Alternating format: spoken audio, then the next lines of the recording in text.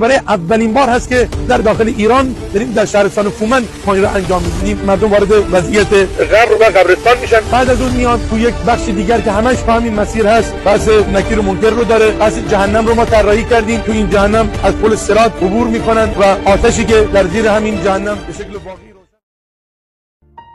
چون بهشت و مثل آن را ساختن، سخت بود پول آن پرداختن. لاجرم با همتی بالا بلند، یک جهنم ساخته مانند قند. هی شود تکرار آیات عذاب، کارتخانه این جهنم پرشتاب. میکشی یک کارت از بهر بلیط، بعد آن داخل شوی بر این محیط. چند متر بعد از ورودی یک پل است، خصلتش این است که قدری شل است. چند بازیگر به زیر پایتان، ذوق در نقش عذابی بی امان. یک نفر ظالم، یکی مسئول، کلار آن یکی عذاب.